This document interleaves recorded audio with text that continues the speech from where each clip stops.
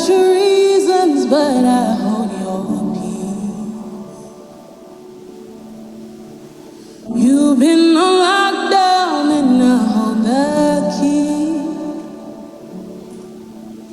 'Cause I loved you before you knew what was love, and I saw it all. Still I chose the cross, and you were the one that I was thinking of when I rose from the grave. Now rid of the shackles, my victory's yours. I tore the veil for you to come close. There's no reason to stand at a distance anymore. You're not far from home.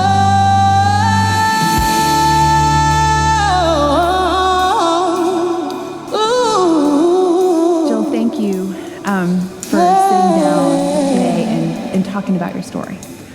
Take us back to where you were when you hit rock bottom. At this time of year, I often think of where I was during Easter. My first church service was in a mental hospital where I was in rehab because I had a DUI. And I was using to wake up, using to fall asleep, using to get through my day, get through my emotions. And then realized I was also using attention of men and relationships. And I just didn't care about myself. I wanted to die. I had picked a tree out that I was going to drive through.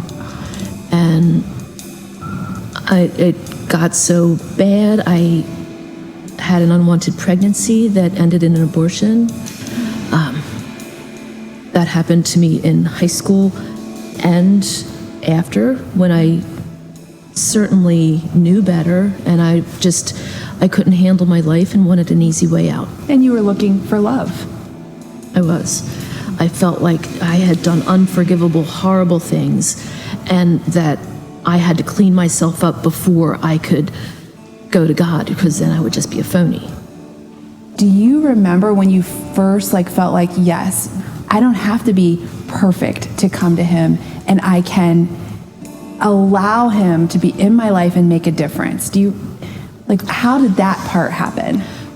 I remember I'd gone to a park and walked along a creek. I sat on a big boulder, and it was right next to Route 29, so it was kind of noisy too, and there were people in the park. And I was a little annoyed that it wasn't a beautiful experience. And then I was able to just see that, there's people on this path with me, and they're the people who are in the park. And the big trucks that are going by the highway disturbing my serenity, that's life. That still happens. And, it still comes at us.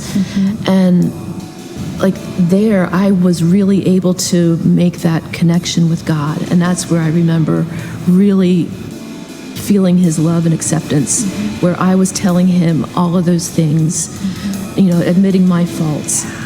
And when you hear a sermon where the pastor says, don't waste your talents, or, find your spot. And the Jill of 20 years ago, I have no idea what that means, And but the Jill who recovers knows that. I know that this is what it's about, and this is how God takes my mess and turns it into a message.